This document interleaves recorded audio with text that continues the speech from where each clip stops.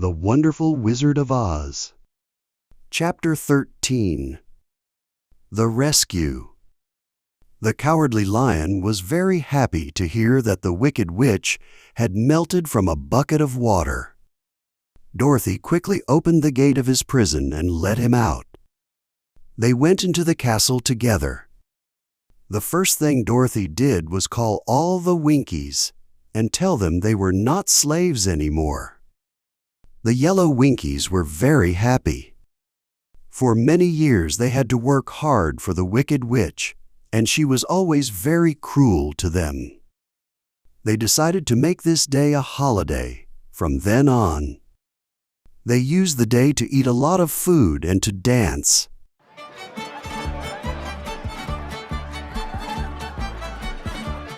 I would be very happy if our friends, the Scarecrow and the Tin Woodman, were here with us, said the Lion.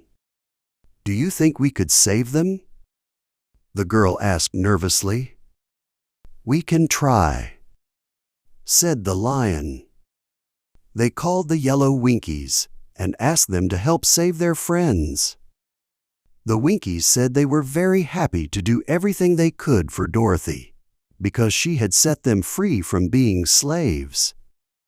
Dorothy chose some Winkies who looked the smartest, and they all started off together. They walked all that day and part of the next day. At last they came to the rocky ground where the Tin Woodman was lying, bent and broken. His axe was close to him. The blade was rusty and the handle was broken off. Ah, my poor friend. Are you okay? The Winkies gently lifted the Tin Woodman in their arms and carried him back to the Yellow Castle. Dorothy cried a few tears on the way because her old friend looked so sad. The Lion looked serious and sorry.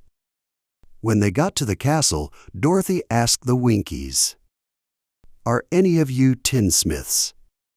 "Yes, some of us are very good tinsmiths," they said.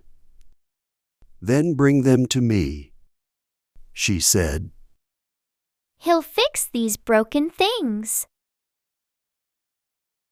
When the tinsmiths came with all their tools and baskets, she asked, "Can you fix the dents in the Tin Woodman? Can you bend him back into shape and solder the broken parts together?" The tinsmiths looked at the Tin Woodman carefully. They said they thought they could fix him so he would be as good as new. They started work in a big yellow room of the castle. They worked for 3 days and 4 nights.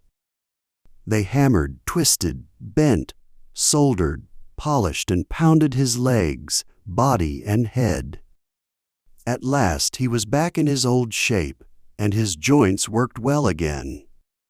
There were some patches on him, but the tinsmiths did a good job, and the Tin Woodman did not mind them. Wow, I can walk again. At last he walked into Dorothy's room and thanked her for saving him. He was so happy that he cried tears of joy. Dorothy had to wipe each tear carefully from his face with her apron. This way his joints would not rust. At the same time, Dorothy's own tears fell fast because she was so happy to see her old friend again. These tears did not need to be wiped away. The Lion wiped his eyes so often with the tip of his tail that it got very wet. He had to go to the courtyard and hold it in the sun until it dried. "If we only had the Scarecrow with us again," said the Tin Woodman, after Dorothy finished telling him everything that had happened. "I would be very happy. We must try to find him," said the girl. Where are you now? So Dorothy called the Winkies to help her. They walked all that day and part of the next day. They came to a tall tree where the winged monkeys had thrown the Scarecrow's clothes in the branches. It was a very tall tree, and the trunk was so smooth that no one could climb it. But the Tin Woodman said right away, "I'll chop it down, and then we can get the Scarecrow's clothes." While the tinsmiths were fixing the Tin Woodman, another Winky, who was a goldsmith, made a new axe handle. He made it from solid gold and put it on the Tin Woodman's axe instead of the old broken one. Others polished the blade until all the rust was gone. It shone like bright silver.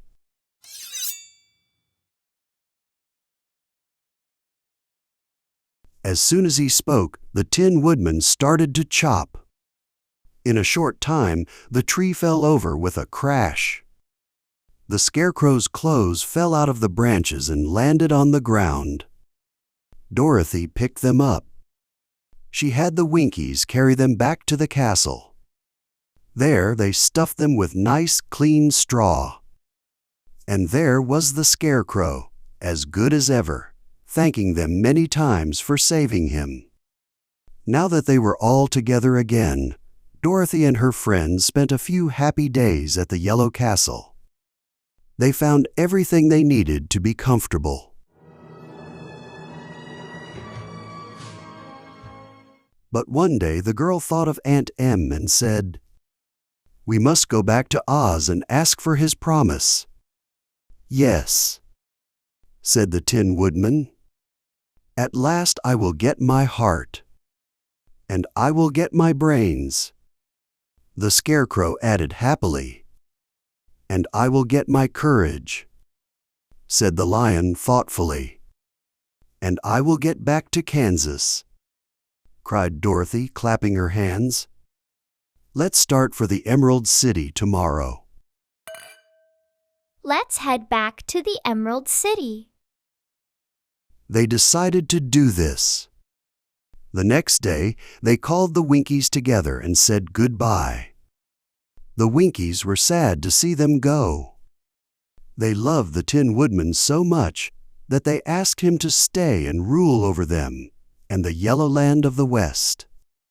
The Winkies saw they really wanted to go. So they gave Toto and the Lion each a golden collar. They gave Dorothy a beautiful bracelet with diamonds. They gave the Scarecrow a gold-headed walking stick so he would not stumble. They gave the Tin Woodman a silver oil can with gold and jewels on it. Every traveler thanked the Winkies nicely. They all shook hands with them until their arms hurt.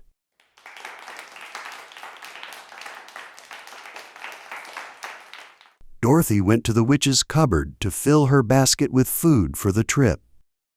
There she saw the golden cap. She tried it on her head and found it fit her perfectly. She did not know about the magic of the golden cap, but she saw that it was pretty, so she decided to wear it and carry her sunbonnet in the basket. Now ready for the trip, they all started for the Emerald City. The Winkies gave them 3 cheers and many good wishes. Good luck.